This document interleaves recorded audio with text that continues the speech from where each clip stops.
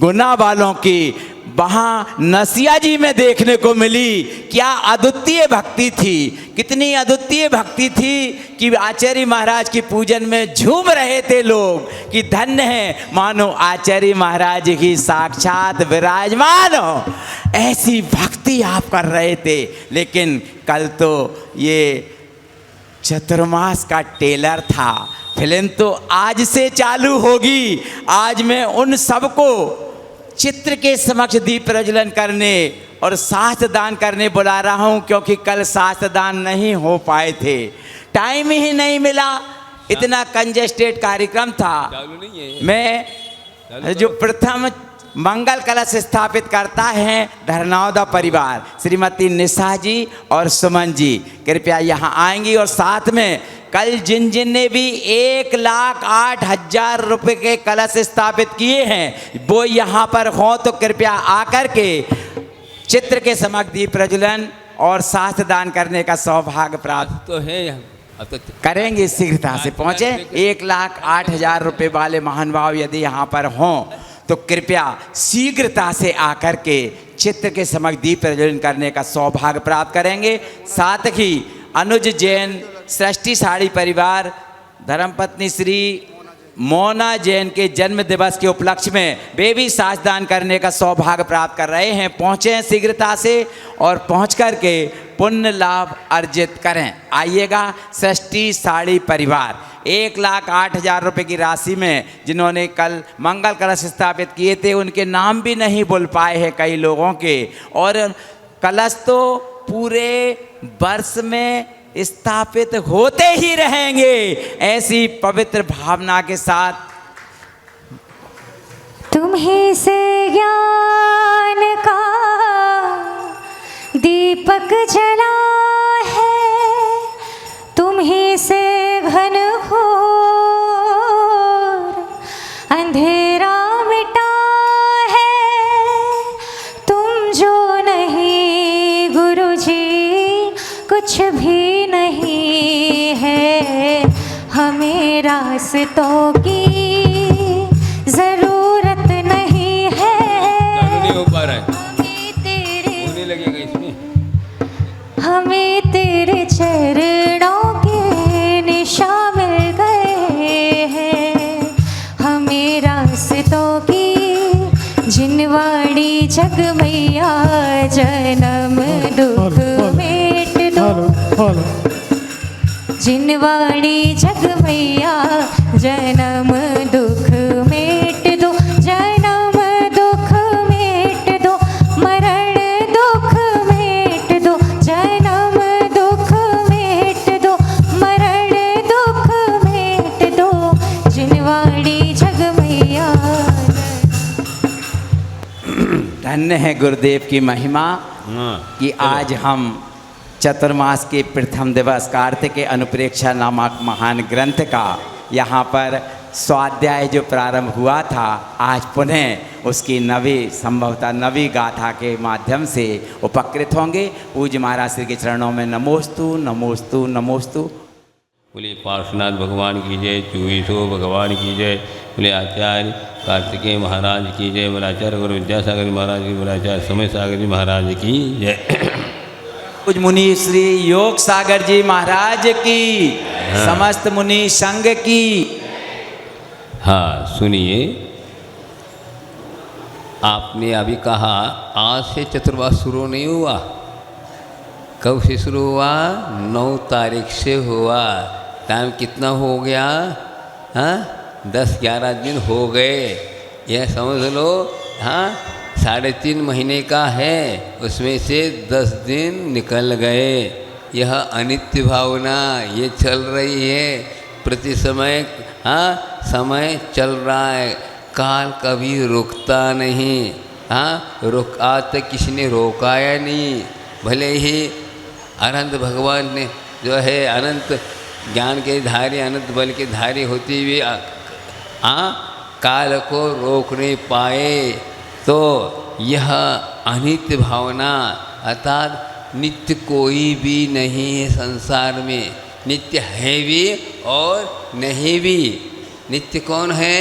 जीवात्मा नित्य है, अनादि से अनंत काल तक रहेगा, लेकिन उसके पर्याय अनित्य हैं, नाना योनियों में भ्रमण कर रहा है।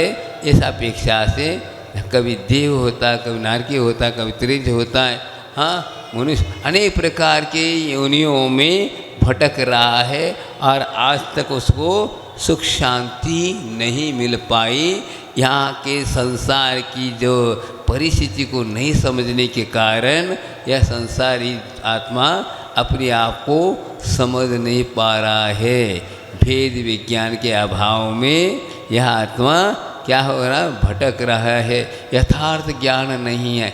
ज्ञान तो है, लेकिन ज्ञान जो है जब तक जो है मोह से आवृत रहेगा, मोहिन समृतम ज्ञानम स्वभाव लभते नहीं, मत्तपमान पदार्थानाम यथा मदन कौद्रवे।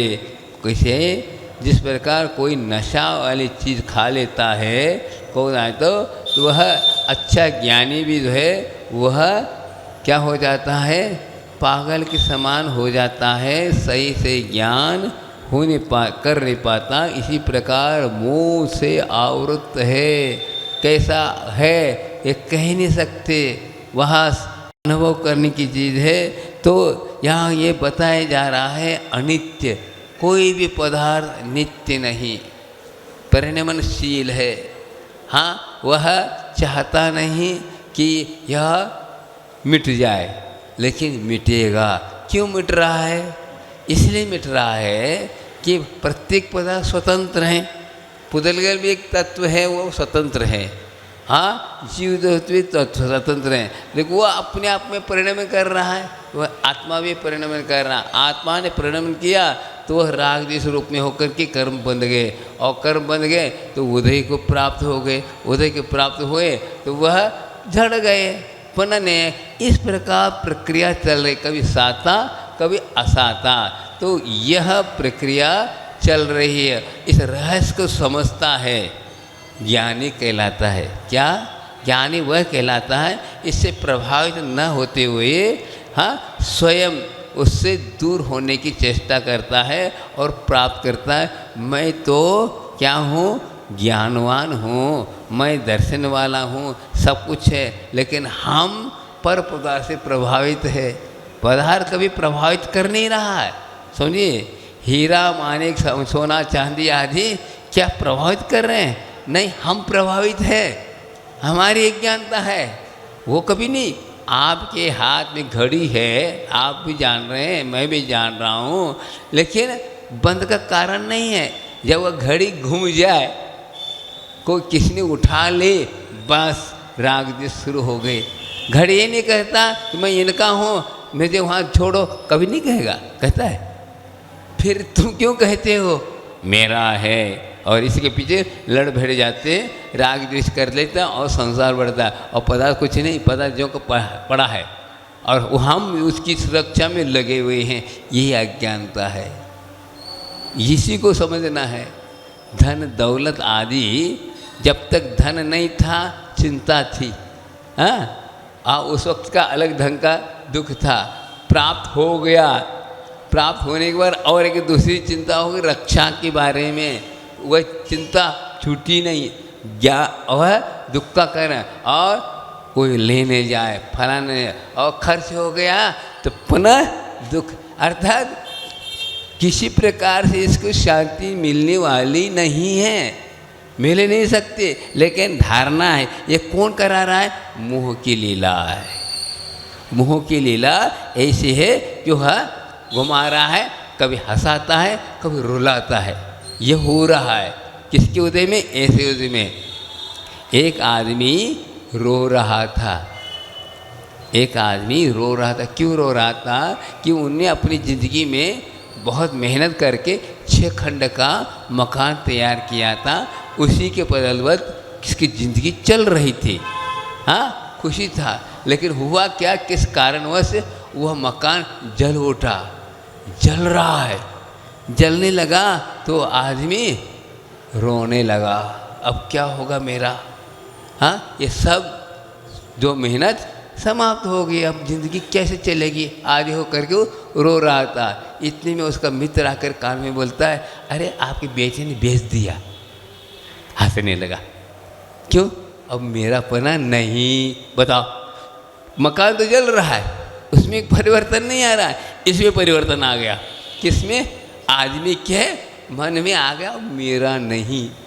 हाँ, इसलिए वह रोना समाप्त हो गया। बता, अब देखो फिर क्या कहता, बेचा तो है लेकिन अभी रजिस्टर ही नहीं हुई, अब बस पुनः रोना शुरू हो गया। बताओ कैसा रोला रहा है पदार्थ, कैसा? हाँ, वही पदार्थ है और वह हमारी सोच। पहले तो हंस रहा था, अब रोने लगा पुनः। क्यों? अपना मेरापन आ गया। ये मेरा और तेरापन ही क्या है? दुख का कारण है, और कुछ नहीं। हर पदार्थ अपने आप में है, सब कुछ है, वह पदार्थ परिणमनशील है, और इस रहस्य को समझता है तो वह अलिप्त होता है, और वह उससे प्रभावित नहीं होकर के वह वैराग को प्राप्त होता है। राग है, राग के कारण संसार था, उसे राग होना बंद हो गया, इसलिए वैराग हो। वैराग क्या कोई चीज़ है क्या? वैराग अर्थात हर पदार्थ से हम प्रभावित नहीं हों, बस। जो भी हो, अच्छी हो बुरी हो, कोई अच्छा और बुरा कोई पदार्थ है ही नहीं, वो अपने आप में है। लेकिन हमारी मान्यता है कि ये अच्छा है, ये बुरा है, इसी के कारण कर्म का बंद हो रहा, और कुछ नहीं, और कुछ नहीं। यदि गहराई से सोचते हैं, लेकिन गहराई से सोचता वह है जिसके पास ज्ञान सम्यक है, और नहीं सोच पाता है तो उससे ऐसे चलता है कि हार्ट अटैक आदि आदि अनेक प्रकार के रोग हो रहे हैं। ये क्यों हो रहे हैं? इसी के कारण हो रहे हैं, और कुछ नहीं। चिंताएं बढ़ जाती हैं तो ब्लड प्रेशर बढ़ जाता है, ब्लड प्रेशर तो ब्रेन हेमरेज फलाना आदि आदि रोग होते हैं। बस हमने कर्तृत्व बुद्धि है, मैंने किया, मज़ा मेरा है, मेरा पना मेरा है, मैं ये स्वामी, ये सब मान के चल रहे हैं। कोई लेके आया नहीं, लेके जाना नहीं, फिर भी लगे हुए हैं। बोलना बहुत सरल है, कथन करना सरल है, लेकिन घर में जाते हैं तो एक एक पैसे के पीछे उठक बैठक करता है, दुकान में बैठा रहता, फलाना कर आदि आदि। क्या है बताओ? अब यहाँ ये बताया जा रहा है अनित्य क्या है। और वे कथम वी न रमई, 11वें नंबर का गाथा। कत्तवी न रमई लच्छी कुलीन धीरवी, पंडिये सूर्य पुंजे धम्मिठे यविय, सुवत्त सुयेन महासत्ते। कत्थवी कभी भी कुत्रापि, हाँ, न रमते लक्ष्मी, लक्ष्मी अर्थात धन संपदा, कहीं भी वो रमती नहीं हो, कहीं किसी की हाँ स्वामी बनकर या उसके आधीन होके रहती नहीं। कत्थवी ने रमई लच्छी, हाँ, कुलीन धीरे भी पंडिये सूर्य, कुलीन हो वही बहुत बड़ा कुलवान वाला, अच्छा, हाँ, कुलवान ग्रहण वाला है, और धीरवान वाला है, पंडित है, सूर्य है, पूंजे, हाँ, और पूज्य है, धर्मिष्ठ है, हाँ, सुवत्त सुजने महासत्वे, ये सब प्रकार के होती हुई किसी के पास लक्ष्मी रह नहीं सकती। ये आप कितनी भी महत्व के रखो, वह रहेगी नहीं। वो तो रहेगी, लेकिन आप चले जाएंगे, वो तो वहीं रह जाएगी, और कुछ होने वाला नहीं है, समझे? धनानि भूमो पशुओ गोष्ठे, नारी ग्रहाद्वार सका श्मशाने, देहश्चिताया परलोक मार्गे, धर्मानुगो गच्छति जीव एक। क्या कहा? पहले के जमाने के हिसाब से है ये श्लोक। धनानि भूमो, पहले के जमाने में गढ़ के रखते थे धन संपदा, आज तो तिजोरी में जोड़ करके रखते तिजोरी। हाँ, वह जो है आपकी मृत्यु के बाद वो साथ नहीं आने वाले, धनानि भूमो, वो धन जो है गड़ा ही रहेगा। पशु गोष्ठी, हाथी घोड़े ऊँट आदि बड़े बड़े धन वैभव यह वहाँ सार में बंधे रहेंगे, तुम्हारे साथ नहीं आएंगे। धनानि भूमो पशुओं को, नारी ग्रह आपकी पत्नी है वो भी कहाँ तक आएगी? अपने द्वार तक आएगी, उसे आगे नहीं आएगी। बताओ, आओ रोते हैं हम कहाँ गए, क्या है, कुछ कहना कहना है, कोई किसी का है ही नहीं। कितनी भी कुछ हो वह अपने में है, चाहते कि हम चाहते हैं, कोई किसी का चाहता नहीं। सब स्वार्थ का संसार है। क्यों? बस अपने लिए सोते हैं, अपने लिए रोते हैं ये लोग। रोना तो चाहिए, किसके पीछे रोना चाहिए और किसी पीछे में नहीं चाहिए ना, ये भी आप सोचिए। रोना चाहिए लेकिन किसके पीछे? समझ लो, कोई व्यक्ति था और उसने मनुष्य जीवन को पाया और उनने अपने जीवन में न दान धर्म किया, न धर्म किया, न त्याग तपस्या, कुछ भी नहीं की और विषयों में ही उसकी ज़िंदगी चली गई महापाप करते हुए। वह यदि मरता है तो रोना चाहिए। क्यों? आहा, देखो इतना सुंदर शरीर मिला था, इतना मनुष्य पर्याय मिली थी, कुछ भी नहीं किया, कहाँ गया होगा वो जीव? हाँ, कहाँ तो नहीं, नीच गति तो नहीं गया, क्योंकि ऐसा क्या है। इसीलिए जो उसके पीछे यदि रोते हो तो आप जो है रोना सार्थक है और उसके कारण मेरे तुम्हारे कर्म की निर्जरा होंगे, पुण्य का अर्जन होगा। और कोई पुण्यात्मा है, धर्मात्मा है, दान धर्म करता है, वो अच्छे अच्छे कार्य करता है, वो यदि मृत्यु को प्राप्त होता है रोने की जरूरत नहीं। क्यों? अच्छी गति को प्राप्त होगा, अच्छी गति को प्राप्त हुआ उसके प्रति नहीं, वो तो चला। हाँ, उनकी निमित्त से हमें मिलता तो वो बात अलग है, लेकिन उनकी गति तो अच्छी होगी। इस अपेक्षा से रोना नहीं चाहिए। देखो, रोना रोने में बात यह है, उल्टा लगाते हम लोग, नहीं ऐसा नहीं, ऐसा लगाना चाहिए।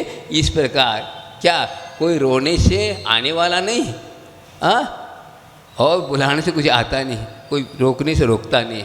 यह है ही संसार ऐसा। रहे मन कैसे रोए, हंसे कौन विचार, गए सो आवन के नहीं, रहे सो जावन हार।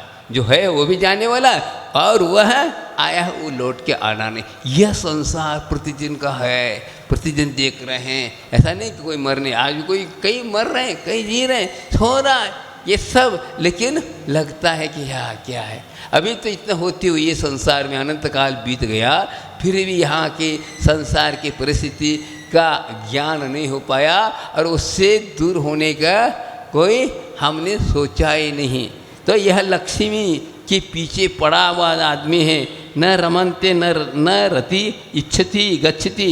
हाँ, वह किसी में रमने मान होती नहीं लक्ष्मी, और लक्ष्मी के पीछे पड़ा रहता है। लक्ष्मी संपदा कुलपति कुत्रापि कस्मिन्नपि पुरुषे, किसी प्रकार से किसी पुरुष के साथ किसी प्रकार से कुलीन धीरे कुलीन, अच्छा कुलवान वाला है, उत्तम कुल वाला है, धीर वाला है, अक्षयभ्य अर्थात कषाय रहित वाला है, कुलीनास्त्र जो धीरवान है, कुलीन धीरा तस्मिन भी न पुनः पंडिते विद्वान है, सकल चारित्र्य संपूर्ण ज्ञान का धारी है, सूर्य है, सुबट है, पूज है, जगत मान्य, जगत में श्रेष्ठ है। आप देखिए वहाँ आश्चर्य होता है। अभी आप लोगों को वो नहीं भाता, विचार करिए, भगवान जब समूह शरण में विराजमान होते हैं, उनके पीछे लक्ष्मी दौड़ती है। हाँ, क्यों दौड़ती है? क्योंकि उनके पास राग द्वेष मोह नहीं है और वो चाहती है मैं जाऊँ, लेकिन उनको वो 4 अंगुल ऊपर ही रहेंगे। कितनी भी आप सिंहासन बड़ा लगाओ, कुछ भी करो, वे कभी भी उसको छू नहीं सकते, अलिप्त ही है। ये मत सोचो समोसर लगने के बाद भगवान प्रवेश नहीं करते। क्या क्या कहा? भगवान समोसर लगने से बाद नहीं जाते, जहाँ भगवान विराजमान होते वहाँ अपने आप रचना होती। ये विशेषता है, प्रवेश करने वाली बात नहीं। पर यहाँ क्यों, वहाँ पे नहीं, मुंह की चीज लीला हो जाएगी। वो जहाँ विराजमान हो गई वहाँ बाद में समोसरण की रचना होती है। इससे ये होता है, उससे वे निर्मोह हैं, वो कुछ भी नहीं करते, वो अपने आप। हाँ, ये बात अलग है, उनका इतना पुण्य है कि वह अपने आप हो जाता, देवपनी सब कुछ होता है, लेकिन उससे वे प्रभावित नहीं हैं, प्रभावित होते नहीं हैं, तभी तो वो मोह को जीत चुके हैं। एक बात और आती है, सम्य दर्शन के उत्पत्ति के लिए कारण भी बताया गया। क्या? देवों के लिए जिन महिमा दर्शन। जिन महिमा दर्शन क्या चीज़ है? सम्य दर्शन के उत्पत्ति के लिए कारण देवों के लिए, मनुष्यों के लिए नहीं, न तिरंजों के लिए, न और किसके लिए। किसके लिए है? देवों के लिए। देव लोग भी मिथ्या दृष्टि होते हैं। क्या है? समझ लीजिए, सौधर्मेंद्र है, और सौधर्मेंद्र जो है उनका बहुत बड़ा परिवार है, उनके अंडर में कई देव लोग रहते हैं, और वो देव लोग जो है समझते हैं यही हमारे सर्वेश्वरा स्वामी हैं और कोई नहीं है मेरे, ऐसे मान के चलते हैं। लेकिन जब सौधर्मेंद्र भी समोसर में जाता है, प्रवेश करता है, उनके साथ कई देव लोग जाते हैं, और सौदर में जब झुकता है वहाँ के, हाँ, भूमि के रजकन लेता हूँ, लगाता है, तब देखते हैं अन्य देव लोग, अरे ये भी इनके अंडर में है, ये भी महान है, ये कौन है? और पूरा वहाँ का वैभव, वहाँ का देखते ही उनको सम्य दर्शन का कारण बन जाता। बताओ, ये कारण बनता है और सम्य दर्शन को प्राप्त कर, इसको कहते हैं जिन महिमा दर्शन। अभी आप लोग पंच कल्याण करते हैं ना, कितनी जनता एकत्रित होती है, हाँ, और भगवान के जो है ना पद या गजरत महोत्सव आदि होते हैं, तो देख करके अन्य लोग भी प्रभावित होते हैं और वह भी प्रसन्न होते हैं और सम्य दर्शन को प्राप्त करने का अवसर मिलता है। इसको लिए प्रभावना अंग माना गया है, ये निमित्त है। एक संस में बताऊँगा आपको, गोटे गांव की बात है, 1999 की बात है। आचार्य महाराज के साथ गजरत के लिए गए थे और गजरत महोत्सव आनंद संपन्न हुआ। अंतिम दिन की बात है, गजरत की फेरी के बाद, हाँ, भगवान का अभिषेक हो रहा था और जो बड़े बड़े जो भगवान विराजमान हुए थे उनके लिए छत्र संवर आदि लगाए जा रहे थे, बोली लग रही थी। उस वक्त कई और लोग भी बैठे थे। एक महिला, बुढ़ी महिला जो कि जैन तीर्थ थी, वहाँ बैठे थे, वहाँ का दृश्य देखकर प्रभावित हो गए, इतनी प्रभावित हो गए, उसने भी अपने हाथ में चांदी के कंकण से उतार कर दे दी।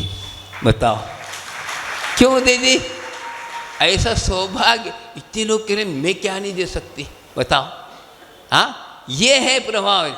आज कहते ये प्रभाव अंग नहीं, प्रभाव इसको कहते हैं। प्रभाव नहीं कि त्याग के भाव हो, ऐसा प्रसन्नता आ जाए। आहा, देखो आचार्य माँ ने स्वयं उस बुढ़ी माँ के लिए खूब प्रशंसा करके आशीर्वाद दिया। बताओ हम लोग कहते ये क्या है? नहीं, देखो एक अपनी शक्ति से बाहर दे रही हो।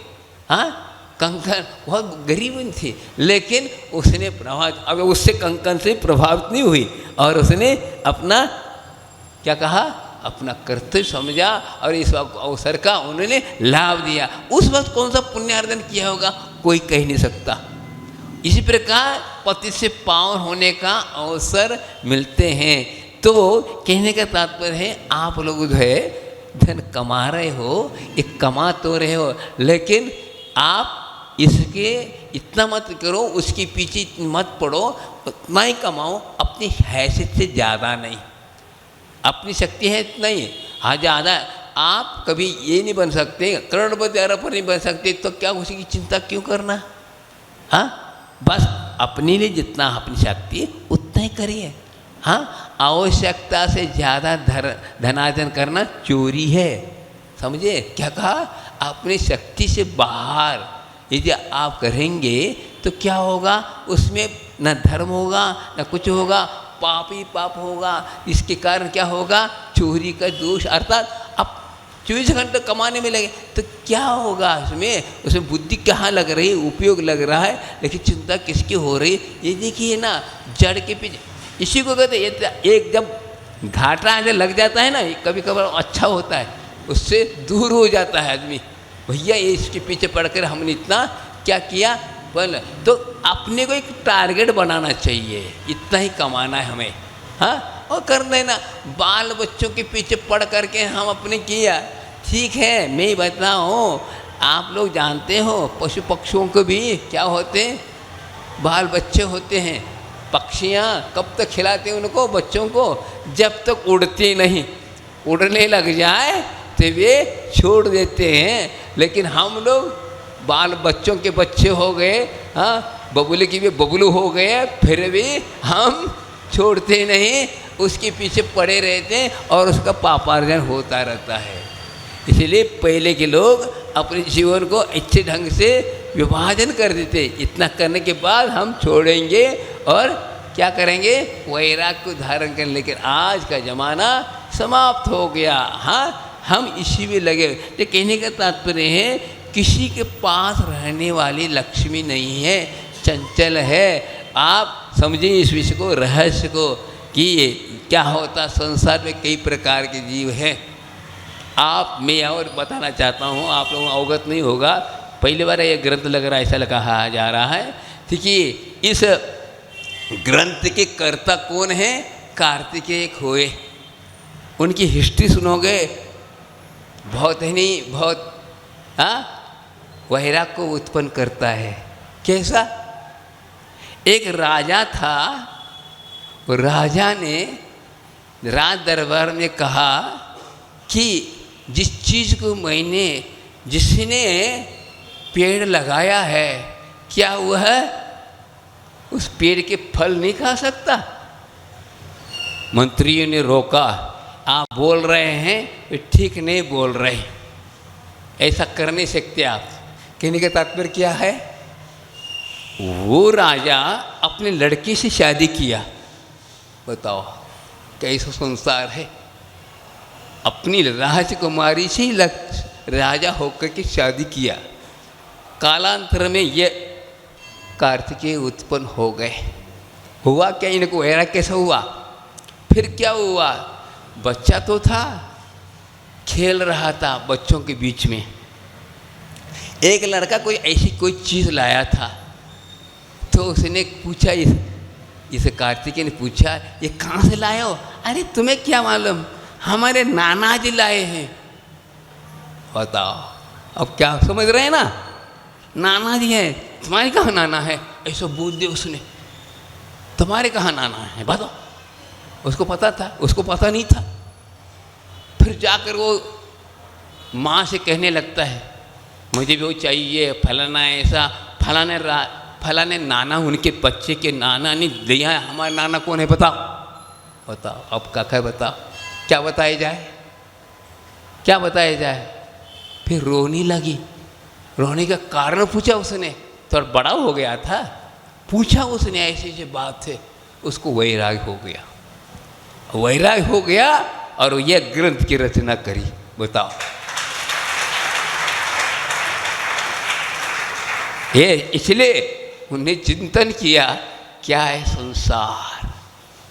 बताओ, वो के लिए, उस बाप के लिए तो बंधु का कारण, और वह ये कार्य उसके लिए वैराग के कारण। कारण है, एक कारण बंध के कारण, एक कारण संसार को छेद के लिए कारण। बताओ, संसार में कैसे कैसे आत्माएं हैं, कैसी कैसी जीवात्मा हैं। अब देख लो, इसी में आगे आएगा 18 नाते आएंगे, कैसे कैसे नाते होते हैं आपसे में बताएंगे। क्या है संसार, अनंत कालीन है, ये आज का नहीं है। किसी ने निर्माण किया इस संसार का, कोई किसी ने नहीं किया। जैन सिद्धांत करता है ये अनादि से है। भगवान भी बताएंगे तो अनादि कहेंगे। कब से, कोई आदि है नहीं, इसका अंत है, इनका मध्य है, कुछ नहीं। अनादि अनिधन यह संसार चल रहा है। कब से, मैं अनादि से हूँ। फिर भी लगता है मैं अभी पैदा हुआ हूँ, लेकिन ये शरीर पैदा हो रहा है और मिट रहा है। इसी को कहते अनित्य भावना। अपने आप वैराग हो जाएगा। बताओ, आपने सुन ली, कैसा लगा, कैसा है संसार, अपने आप छोड़ने लायक है ये, ऐसा हो जाता है। बताओ, और उस लड़के को वैराग, छोड़ो, कोई किसी पूछने की जरूरत नहीं, अपने आप उसका मुख से मार खुल गया। हाँ, विचार करने वाली बात है, लेकिन कैसा लगा, लेकिन आज समाप्त हो चुका। आज क्या, कोई किसी को मतलब नहीं है, न जाति देखता न पात्र देखता, कुछ भी करता, सब अविवेकपना, यह पाश्चात्य शिक्षा का प्रभाव है कि जिसके कारण आज इतना धर्म सभा तो बहुत लग रही, सुन रहे हैं, सब कुछ कर रहे हैं, लेकिन अपने जीवन में परिवर्तन नहीं ला पा रहे। कई बार आते हैं, आचार्य मान ने कहा हम लोगों को, कोई भी लड़का बाहर जाना चाहता है उसके लिए आशीर्वाद मत देना। क्यों? इसलिए नहीं देना, वहाँ जाएगा क्या खाएगा क्या पिएगा फलाना है, कोई मतलब नहीं, बस को उनको कमाना है या शिक्षा लेना, इसके भागीदार हम बन जाएंगे, अनुमोदन हमारे हो जाएगी। वो सोचेगा मैं जो कर रहा हूँ अच्छा, इसलिए तो आशीर्वाद दिया महाराज ने, यह हो जाएगा। लेकिन अपने को विवेक से रखना है, माता पिता को बताना चाहिए भाई इस प्रकार अभी तो आप सोच रहे हो हाँ पढ़ के लेके आएगा, लेकिन आपका लड़का आपके हाथ में नहीं रहेगा। ऐसा वातावरण बाहर है कि आपका लड़का हो गया। जैसे लड़की की विदाई हो जाती है ना, आजकल लड़का की भी विदाई हो जाते हैं। अमेरिका में रह रहा है, तुम्हें कहाँ अंतर आ रहा है बताओ, तुम बैठे हैं यहाँ पर। हाँ, अब लड़की भी जो ससुराल गई तो वो उसमें कुछ नहीं है, और ये भी इसमें अंतर क्या है, दोनों में अंतर है। क्या मतलब हुआ, आपका संतान आपके लिए क्या सुखदायी है बताओ, क्या काम के है बताओ, है मेरा लड़का है, क्या मतलब। अब एक व्यक्ति ने सुनाया था, एक साल पहले एक व्यक्ति के 2 पुत्र विदेश में रहते थे। पिताजी सर्विस क्या मिलिट्री में रहते थे, उनका जो क्या हुआ रिटायरमेंट ले ली। और क्या हुआ, उस रिटायरमेंट होने के बाद उसकी पत्नी का अवसान हुआ। पत्नी का अवसान होने के बाद पता चलेगा उन लड़कों बच्चों को, उसमें से एक लड़का आया, छोटा लड़का तो आया, तो पिताजी ने पूछा बड़ा क्यों नहीं आया, आपकी मृत्यु के बाद आएगा बताओ, माँ के कारण मैं आया हूँ, आपकी मृत्यु के बाद वो आएगा। सीधा बोलते उसने, लिहाज ही नहीं, वो आएगा आपके लिए मृत्यु बाद, और वो आपके हमारी माँ खत्म हुई थी, मैं आया हूँ। बताओ क्या कुशलता है, यही शिक्षा है। उसको गुस्सा आ गया पिता को, और उस जितने भी जो उनकी प्रॉपर्टी जो कुछ थे दूसरों के नाम से कर दी और फांसी लगकर मर गया। बताओ कैसा संसार है, बताओ ऐसी कोई संवेदना है ही नहीं। वर्तमान के ज्ञान में कोई संवेदना नहीं, जय सद किसी को पड़ोस में हो रहा हो जैसे ये है, बताओ। और वो बाप तत्काल सुन करके फांसी लगा ली। बताओ इसको दुख हुआ, हमने इतने कमा गए, इतने दुख करके छोटे से बड़ा किया, सब धन दल कर उनके पीछे पड़ के चिंता किया, और हमारे बारे में ऐसा क्या है संसार। उसको वैराग हो गया। हाँ, वैराग होना चाहिए था, लेकिन वह फांसी लगा, ये भी एक अज्ञानता है। हाँ, घर छोड़कर ही साधु संत बन जाता है तो बहुत अच्छी बात थी, लेकिन पहले के लोग ऐसे करते थे, कोई ऐसे कोई घटना घट जाती तो वैराग ले लेते, लेकिन आजकल बुद्धि नहीं, बस फट से क्या कर देते, महापाप और कर जाते हैं। इस प्रकार करने से थोड़ी छुटकारा होने वाला है, और गहराई जाएगा, समझे। ऋण हत्या वैर भव भव के कारण, और कुछ नहीं। बार बार जाने का, संसार में जन्मने का कारण क्या है, ऋण हत्या और वैर। अपने आप की हत्या कर लो या दूसरों की कर लो। हाँ, धन दौलत के पीछे क्या करो, हाँ ऋण ले ले, फलान ले, चुकाए नहीं, वो करे ये करे, हो गया। किसी से गांठ लग गई, फलाना हो गया, इसीलिए तो ये भटक रहा है, और कुछ नहीं। ऋण हत्या और वैर भव भव के कारण। बताओ ये सब हो रहा है जिंदगी में। हाँ, घटनाएं घट रही हैं, फिर भी अंदर का मोह छोड़ नहीं पा रहा है। कितना गहरा है, और दिनों दिन गहरा होता जा रहा है। आइए भी मत समझो, कई बार दीक्षा ही नहीं, ऐसी बात नहीं है, दीक्षा ले करके भी पंडित चौंकते हो, क्या करें बताओ। ऐसी चीज़ है। आपका समय बहुत जल्दी हो रहा है तो कहने का तात्पर्य है कि ऐसा संसार है, किसको क्या कर सकते हैं। ऐसे घटनाएं घटती हैं, परिणाम उस पर हो नहीं पा रहा है। बहुत कम आत्माओं पर इसका असर हो पाता है, जिसका कल्याण होना होता है तब यह उपादान जब निकल आता है, ये सब निमित्त उसके लिए कल्याण के लिए बनता है। बाकी तो संसार के कारण है, कारण तो हैं लेकिन हम उपयोग करते हैं। कारण तो सब कुछ है, खुली किताब है संसार, इसके निमित्त से आप जैसे चाहो कर सकते हैं, लेकिन ज्ञानी वही कहलाता है। इसलिए यथार्थ ज्ञान के अभाव में यह सो है संसार का निर्माण हुआ है। ता भुंज्यू लच्छी दिज्जुदाने दया पहाने न जा जल तरंग चवला 2-3 दिना चित्ते। देखिए क्या कह रहे हैं, ता भुंजियु लच्छी, उस लक्ष्मी का भोग करो, ठीक है, नहीं तो चली जाएगी। दिच्चु दाने, और उसका भोग करो, नहीं तो दान करो। हाँ, दाने दया पहाने प्राद ता जा जल तरंग चवला 2-3 दिनाई चित्तई। हाँ, वह जो है भुंजा लक्ष्मी, अपना लक्ष्मी को आप अच्छी तरह उपयोग में लाओ। दया प्रधाने, दया के लिए इसका प्रदान करो। लक्ष्मी आपको प्राप्त हुआ है तो आप उसका भोग करिए या दान करिए, या अंत में तो नष्ट होना ही है। हाँ? जल तरंग चपला द्विजानी तिष्ठन्ति, क्या जल तरंग के समान यह संसार की जो लक्ष्मी है। तरंग को कभी पकड़ सकते हैं आप? देखते देखते विलीन हो जाती है। इसी प्रकार तरंगी के समान यह क्या 2-3 दिन रह सकते और चली जाएगी। इसलिए तावत काले भुंजिता भोग विषयतान का लक्ष्मी संपदा दान वितरणम दान दीयता इतिताम क्षीण दया प्रधानेन कृपा परत्वे यह लक्ष्मी 2-3 दिनानि 2-3 दिवसान् चेष्टते। इसलिए दान में लगाओ, अनुग्रहार्थम तिष्ठात् सर्वो दानम। हाँ, दया करके उपकार के भाव ले करके अपने और दूसरों के लिए आप देते हो तो यह दान, हाँ, यह धन आपके लिए उपयोगी समझा जाएगा। आपको पुण्य के उदय में यह उपयोग आपने किया, बहुत अच्छी बात, नहीं तो नहीं। एक आता है, एक दोहा पढ़ी थी, हमने पढ़ा था दोहा, क्या लिखते हैं उसमें, ऐसा है क्या, फूटी आंख विवेक की, आज्ञा कोई व्यक्ति का नाम नहीं है, विवेक रूपी आंख फूट गई। फूटी आंख विवेक की का करे जगदीश, भगवान भी क्या करेगा।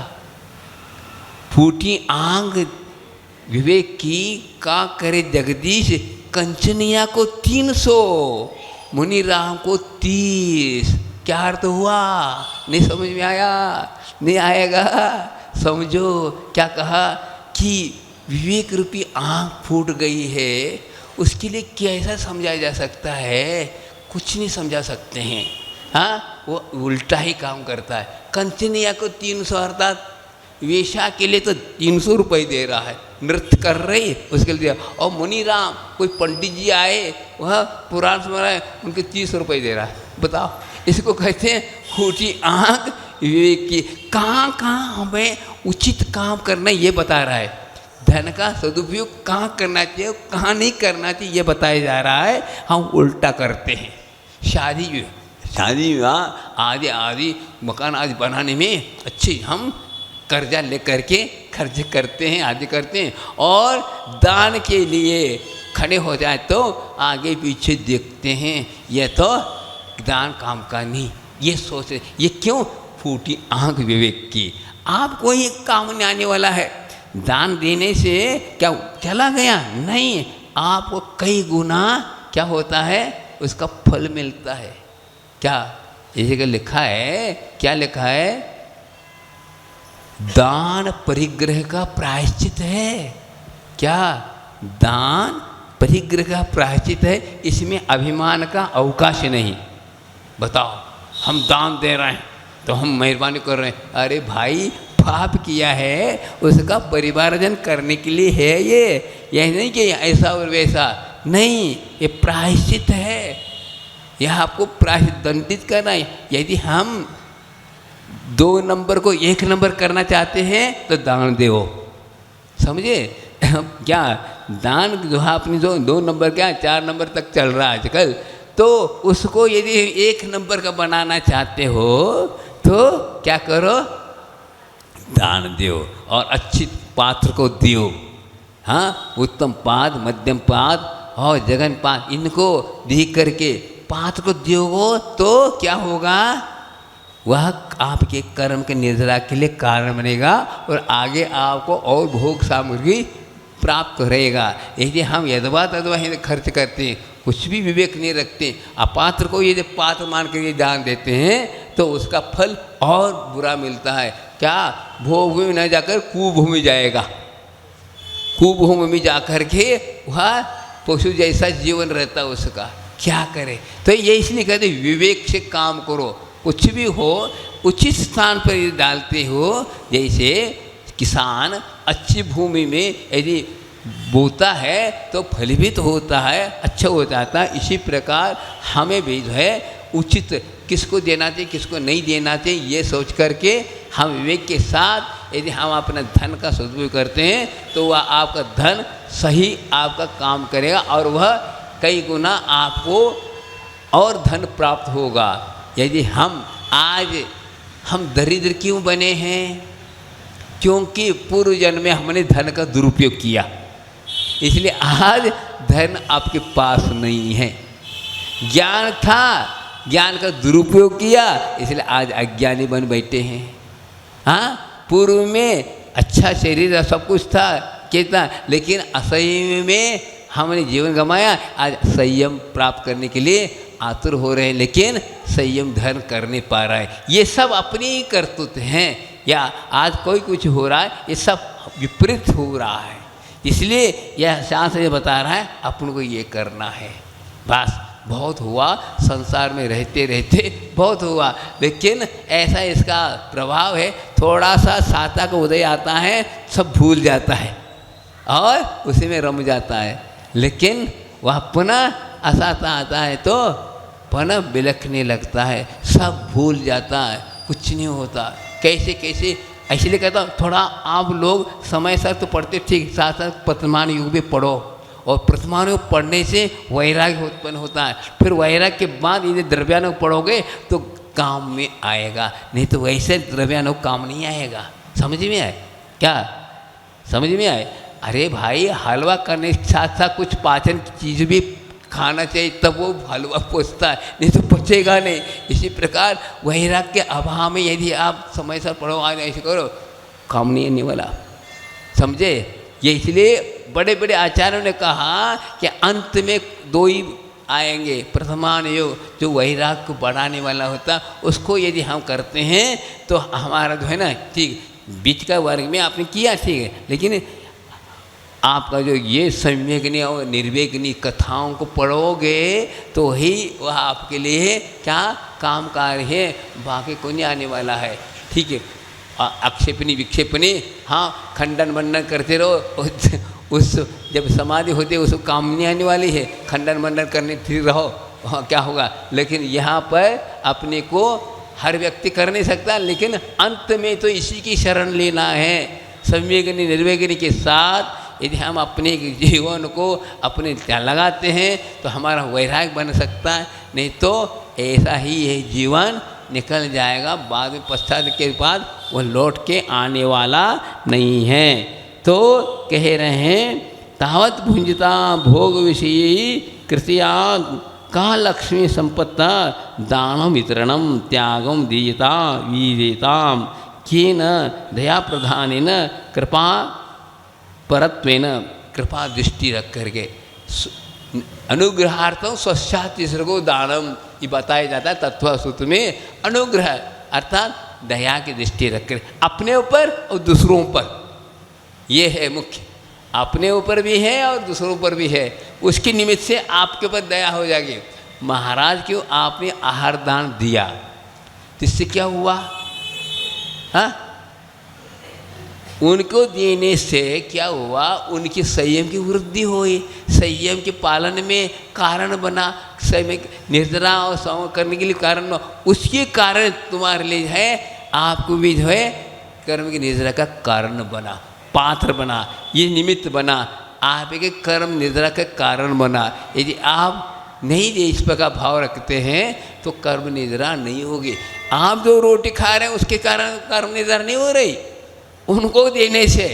रोटी तो सामान्य अपने बनाई, आप भी रोटी खा रहे हैं वही में से, साधु को भी खिला रहे हैं, लेकिन साधु को उस रोटी के द्वारा उसके कर्म निद्रा भी हो रहे और दूसरों के भी कर्म का निद्रा का कारण बन रहे। लेकिन आप खाएंगे क्या? खाने के वास्ते खाते हैं, वे खाने के वास्ते नहीं खाते, खिलाते हैं। इस भाव ले करके होने के कारण आपके लिए है दान, आपके कर्म निद्रा का कारण बना। देखो, यदि महाराज को आहार अच्छे ढंग कराएंगे तो उस आहार के निमित्त से उनको केवल ज्ञान हो गया तो कितनी बड़ी उपलब्धि कहलाएगी उस श्रावक के लिए भी। बात क्या सोच लो, प्रथमान में आता है जब तीर्थंकर जब प्रथम बार आहार को उठते, तीर्थंकर कभी उठते नहीं, जब छद्मावस्था में रहते हैं उस वक्त आहार को उठते हैं। प्रथम राजा के यहाँ जो आहार हो जाए तो उसका एक भवावतरी हो जाता है। बताओ, उसी भाव से भी जा सकता है और अगले भाव में भी जा सकता है, इतना उत्कृष्ट पुण्य उसको प्राप्त हो जाता है। क्या ऐसा है? देखो, ऐसे भाव है, कितने कितने विशुद्धि है। देखो, हाँ, तीर्थंकर प्रकृति का बंध किया, कितना उत्कृष्ट, 3 लोक में शांति उत्पन्न कराने की क्षमता उन बालक के पास है। पता कैसा लगता है? वो भी एक आत्मा ही था, संसार के बीच में था, लेकिन ऐसे साधना की उनने, ऐसे भावना, भाई लोग कल्याण की भावना लग करके उन्हें ऐसी आत्माओं को रमाया, ऐसा पुण्यार्जन किया। बस उनके सानिध्य में, उनके तीर्थ में असंख्यात जीवों का कल्याण उनके मुख से, उनके देखने से, उनके स्मरण करने से, अभी है नहीं लेकिन उनके नामस्मरण करने से अपने कर्मों की निद्रा होती। बताओ क्या है? कितने आत्माओं, कितने करोड़ों वर्ष हो गए, सागरों हो चुके, युग के आदि में ऋषिनाथ भगवान ये कोड़ा कोट सागर हो गया, लेकिन आज उनके नाम से हम कार्यक्रम करते हैं, महोत्सव मनाते हैं, उनकी जयंती निर्वाण महोत्सव मनाते हैं और अपने कर्मों की निद्रा करते हैं। यही देखिए, ये निमित्त नैमित्त कम। हाँ बताओ, ये सोचनी बात है, होना ही जरूरत नहीं है, अपने को सामने हो और हम परिणाम नहीं करें क्या काम का। लेकिन नहीं, अभाव में भी यदि हम इसके भाव करते हैं तो कर्म निद्रा, संवर आदि आदि होता है। तो हम वीतरागी की क्या करते हैं? आराधना करते हैं। इसे आप देखिए, नमोकार मंत्र बोलते हैं, इसमें किसी प्रकार के व्यक्तिगत नाम नहीं है। यदि व्यक्तिगत नाम लेकर करेंगे मोक्ष की उपलब्धि नहीं होगी। क्या कर्म निद्रा का कर्म ऋषि बनाता है, नमो नमः ऋषि कहेंगे, भाग्य कौन हो गए? हम व्यक्तिगत नाम हुआ, लेकिन हमारा ये दर्शन है वीतरागी के हम नाम करना। नमो रहंतानम, क्या हो गया?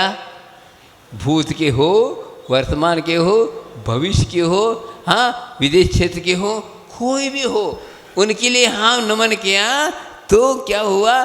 कर्म निद्रा का कारण बनता है। इसलिए सामान्य को महत्व है, विशेष को व्यक्तिगत हो गया ना। इसलिए व्यक्तिगत भक्ति क्या होती है? वक्त पर जो भक्त बनता है वो विभक्त होता है। ये है को है क्या? वक्त पर भक्त बनता है वह होता है विभक्त, अंतरंग से है नहीं। हाँ देखते हैं ना, प्रसंग आने पर हम लोग जाने लगते हैं, पूजा पाठ करने लगते हैं, फलाना करने, ये नहीं, ये जो है स्वार्थपूर्ण भक्ति है। निस्वार्थ रूप से करो। भगवान हमारे निस्वार्थपूर्ण वाले हैं, चाहते हैं कि मेरे गुणगान गान करो, नहीं कहते नहीं, लेकिन हम जाते हैं। जैसे जंगल में किसी कोने में फूल खिल गया है, इस पर भी खाए को है क्या? पुष्प महके अलिदल दौड़ते, ना ही बुलाते। अर्थात क्या? जंगल की किसी कोने में फूल खिल गया है और महक रहा है, और महकना उसका धर्म है, लेकिन वह भ्रमरों को बुला नहीं रहा है। भ्रमर अपने आप चाहते हैं किस वास्ते? उस महक को प्राप्त करने के लिए, पराग को प्राप्त करने के लिए।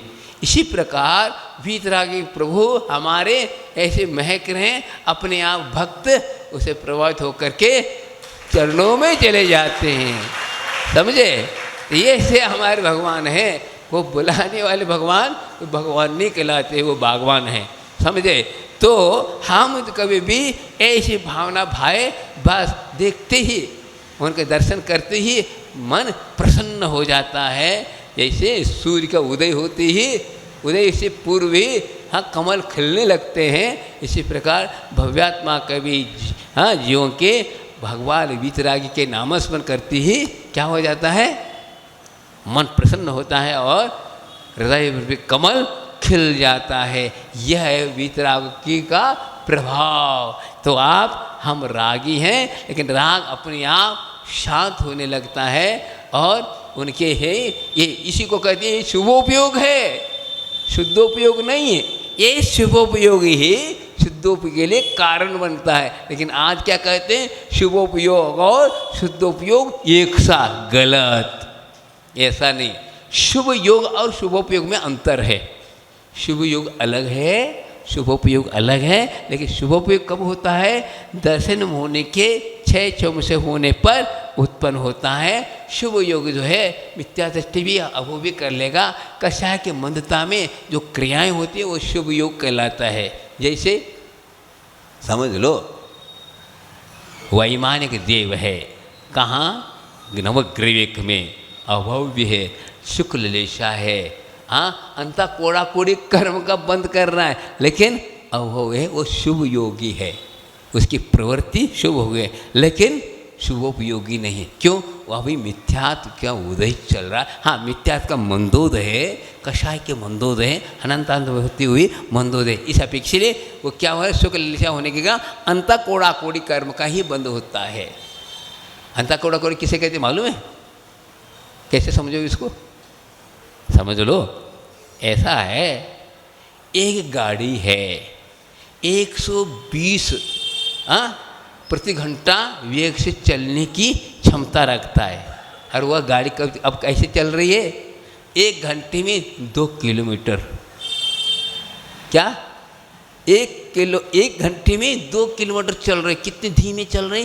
कीड़े की चाल। इसी प्रकार अंता कोड़ा कोड़ी जब हो जाता है तो तीव्र न हो जाए, एकदम मंद हो जाता है। तो आश्रव जो होता है बहुत कम हो जाता और स्थिति अनुभव कम पड़ते आदि आदि। इस प्रकार होता है। ये संवेदन पूर्ण होने से ये प्रक्रिया है। अभव भी कर लेता है, लेकिन इसको महत्व नहीं। अंता कोड़ा कोड़ के बाद और कुछ संख्यात सागर कम होने के बाद कर्ण लब्धि होती है, जिसके द्वारा संवेदन की उत्पत्ति होती है। ये सिद्धांत को आप पढ़िए, तब यह पर केवल समय सार पढ़ने से नहीं मिलेगा। समय सार में और सिद्धांत में क्या है? अध्यात्म में सिद्धांत में क्या अंतर है मालूम है?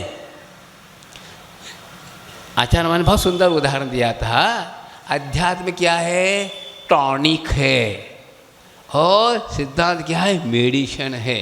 अब टॉनिक लेने से क्या रोग दूर होगा? होगा क्या? क्यों भाई बताओ? नहीं, पहला मेडिसिन ले, अर्थात दवाई ले। दवाई लेने के बाद यदि टॉनिक लेते हैं तो आप पुष्ट होंगे। लेकिन उल्टा हो रहा है। हम जो है ना सिद्धांत घर न पढ़ करके अध्यात्म पढ़ लेते हैं, उससे नहीं होने वाला। पहला वैराग को पैदा करने वाले सिद्धांत को समझो। कर्म प्रति समय आ रहा है, किस प्रकार उसको प्रक्रिया को कैसे रोका जाए, तब हम आत्मा में रम सकते हैं। नहीं तो रम नहीं सकते। केवल समय सार पढ़ने से रम नहीं सकता आत्मा में। ये पढ़ता तो बहुत अच्छा होता, लेकिन आज तक कितनी पढ़ पाए बताओ? आचार्य महाराज से एक व्यक्ति ने पूछा, आचार्य महाराज मैंने अपनी ज़िंदगी में 108 बार क्या समय सार पढ़ा। आचार्य मैंने कहा ठीक है, मैंने अपनी ज़िंदगी में 1 बार पढ़ा, लेकिन मुनि बन गया। बताओ 108 पढ़ने के बाद क्या हुआ, और 1 बार पढ़ने से एक मुनि बन गया, क्या अर्थ हुआ? कौन सी बात? ये अंतर की बात है। हाँ, आपने बात से मतलब नहीं। ये सोचो कि क्या वास्तु स्वरूप क्या है, ये समझो पहला। हाँ, पढ़ने और पढ़ना से मतलब नहीं, शब्द वही हैं, लेकिन उसके अर्थ की वो दृष्टिपात नहीं कर पा रहे। शब्द की वो दृष्टिपात करते, अर्थ की बात नहीं हो रहा है। अर्थ का यदि अंतरंग से हो जाता तो आज तक वैराग हुआ होता, लेकिन हो नहीं रहा। वैराग का इस प्रकार नहीं होता, उसको समझने की चेष्टा। इसलिए रोग से दूर होना चाहते हैं तो पहले मेडिसिन लो, फिर बाद में क्या करो, टॉनिक लोगे तो आप स्वस्थ हो सकते हैं। आपका समय हो रहा है। एक अंतिम और एक श्लोक मिलता हूँ, क्योंकि यहाँ पर 4 महीने में पढ़ाना है, कम से कम 2-2, 3-3 श्लोक लेंगे, छंद लेंगे तो ये ग्रंथ पूर्ण हो सकता है, नहीं तो नहीं हो सकता। बीच में कई कार्यक्रम होते हैं, उसमें भी छूट जाएगा। फिर भी हम लोगों ने सोचा है 2-3 प्रासंगिक बोल रहे हैं, तो कह रहे हैं आज। और क्या कहते हैं, वही अनित्य भावना के बारे में कह रहे हैं, वही धन दौलत के बारे में कह रहे हैं। क्या कहते हैं, जो पूर्ण लक्ष्म सच्चे नए भूंज नहीं दे पत्ते सु अपानम वंचदी मुनियत्तम निफलम तस्स। क्या कह रहे हैं, जो फलक्षी को संचयन करता है, संचित करता है, न भोगता है, न ही दान देता है, तो क्या हो, सो अपानम वंचदी, वह अपने आत्मा की वंचित कर रहा है, अर्थात ठगा रहा है। निफलम होई, ये निष्फलता को प्राप्त होगा, कोई मतलब नहीं रहा। आपने संचित किया ठीक है, लेकिन उसका सदुपयोग भी करना चाहिए। खुद भोगो, दूसरों को भोगा, लेकिन होता नहीं, वैसे होने नहीं देता। बताइए बात क्या है, अनीति से जो संग्रहित किया गया धन कभी भी अच्छे कार्य में नहीं लग सकता, ये नियम है। कोई व्यक्ति है ठन भाजी है, कोई उसके पास नहीं, लेकिन उन्हें नीति अनीति के साथ धन कमाया, 10 साल तक कमा सकता है। 11वें साल वह ऐसा आएगा योग, रोड पे आएगा, वह धन बह जाएगा। कैसा, जैसे बाढ़ का पानी जो है बहुत आता है, लेकिन वो पीने लायक होता है क्या, नहीं होता, वो बह जाता है। इसी प्रकार अनिति से कमाया हुआ धन क्या है, वह बह जाएगा और आपको और संसार सागर में डुबा देगा। पश्चाताप के अलावा कोई निफलम हुई, निष्फलता को प्राप्त होगा। ऐसा आकर्षण रहता है, कहीं खुद खाते हैं ना, दूसरों को खिलाते हैं, बस देखते रहते, क्या है समझ में नहीं। इसको कहते चौरा, 99 का चक्कर, नहीं जानते आप?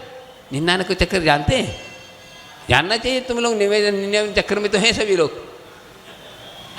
समझना चाहिए, क्यों नहीं समझे आज तक, बताता हूँ। हमने 99 चक्कर समझा, इसलिए 99 चक्कर में नहीं रहा। क्या हुआ, एक सेठ जी का घर था और सामने एक गरीब का घर भी था, और गरीब जो है प्रतिदिन मजदूरी करके आता और एक बार खाता, बढ़िया टूटी फूटी खटिया पर सो जाता मस्ती में, आनंद के साथ। और सामने सेठ जी थे और उसकी पत्नी शैतानी देखती है, क्या है देखो, मैं इस घर में आकर 40 साल हो गया, निश्चित होकर के आज तक मैं अच्छी तरह सो नहीं पाई, बताओ। और वो जो है गरीब होकर के इतने बड़े निश्चिंत होकर के सो रहा है, क्या है देखो। उसको पति को बुला कर दिखाती, देखो तुम्हारे यहाँ इतने बड़े बिल्डिंग है, सब कुछ है, धन दौलत सब कुछ है, फिर भी हमें गोली खानी पड़ती है, नींद आती नहीं है, फलाना क्या है, ऐसा क्यों, उसको ऐसा, वो क्या खा रहा है, क्या पी रहा, कौन सी गोली खा रहा है, उसको कितनी एक बार खाता है, टूटी फूटी खटिया पे है, सोने के ढंग नहीं, लेकिन अच्छी जम के खर्राटे के साथ सुख की नींद ले रहा है। उसने कहा कल देखना, वो कल यहाँ पर नहीं सो पाएगा। क्या है, कौन सा जादू है, देख तो लो। तो उन्होंने क्या किया, सेठ जी ने 100 रुपये नहीं, 99 रुपये उनकी खिड़की में डाल दी। वो था नहीं, जिस वक्त गरीब बाहर काम के लिए गया था, उसने क्या किया, 99 नोट उनने डाल दिया, 99 को चक्र इसको कहते हैं। फिर उनने जब आया, देखो अरे गिनती लगा दे 99 और एक कमी है, अब बताओ उसको पूर्ति की जाए, बताओ आ गया। अब खाना पीना छूट गया उसका, नींद छूट गई, अब चक्कर पड़ गया क्या 99 का, एक को और पूर्ति करो, 100, फिर उसके पास 10 रुपये थे 9 हो गए, अरे उसको भी पूरा किया जाए। ऐसे करते करते न खा रहा है न पी रहा है न सो रहा है, उसकी पूर्ति में लग गया। फिर बाद में दूसरे हाथ देख आज क्यों नहीं सो रहा है, पत्नी को दिखा रहा है, कौन सेठ जी क्या है, क्यों क्या बात है, आपने उसके हाँ नींद को तो आपने हड़प लिया, क्या किया, नहीं चक्र है, किसका, पैसे का चक्र, 99 को चक्र उसको पूर्ति में लगा है। हमने 99 रुपये डाल दी, उसको 100 बनाने में लग गया, फिर 100 1 से हो गए, 10 हो गए, फिर वो फलाना ऐसा कहते। इसी प्रकार ये आप लोग भी हाँ लगे हैं, हाँ आज तो हम 1000 रुपये लखपति बन जाए, लखपति बन जाए, हाँ हाँ करोड़पति करोड़पति अरबपति अरबपति फलाना, ये ऐसा करते करते जिंदगी चल गए। इसको कहते हैं 99 का चक्र, और वो है ये चक्र 84 लाख योनि में पटकने वाला है। बात ऐसा है, तो इसलिए है कि बताया जा रहा है ये लक्ष्मी ऐसी है, चंचल है, उसे के पीछे पड़ोगे यह जीवन जो सुंदर, कितना आपने पुरुषार्थ किया, बहुत बड़ा पुरुषार्थ किया। आप क्या मानते हो, आप इस जीवन को मालूम ही नहीं है। जो छोटे वाले समझते हैं, बड़े वाले नहीं समझते, बड़े जो बड़े की ओर देखते हैं, देखो ये मानव परे की ऊंची है, उसमें भी दुर्लभ पुरुष मनुष्य बन करके, हाँ निरोग काया भी नहीं है, सब कुछ हुआ, धर्म भी मिला, सब कुछ किया, फिर इस तरफ ध्यान नहीं, ऐसा यह व्यर्थ जीवन चला जाएगा। इसे ही निष्फल है, मनुष्यफल मनुयतम निफलम तस्, तो अपना वंचित, वो आत्मा को वंचित ठगा रहा है। इस प्रकार करके वह जीवन को क्या कर रहा है, वंचित होकर के निष्फल होकर के यहाँ से चला जाता है। तो कहाँ जाएगा, बस 99 को चक्र, कहीं भी जाएं हमें धन चाहिए और कुछ नहीं। आपका समय हो गया पूरा पूरा 10 बज गया, अनित्य भावना और 2 दिन चला गया। सब अलग अलग हमारे चैनल चल रहे हैं, 4 दिन के बाद पुनः आएगा। आने वाले हर व्यक्ति अपने अपने अनुभव बताएंगे और अपने वैराग बताएंगे, और इस ग्रंथ के द्वारा आप कुछ ऐसे ग्रहण करें, कुछ हम जाते जाते हम भी कुछ व्यापार कर लें। हाँ कोई त्यागी वृत्ति बन गया, प्रतिमाधारी बन गया, हाँ आज हो गया, पूजा पाठ के लिए ये हो जाए तो एक ग्रंथ लगाना सार्थक है। गुनाह आने का कुछ माना जाएगा, नहीं तो फिर गुनाह हो जाएगा फिर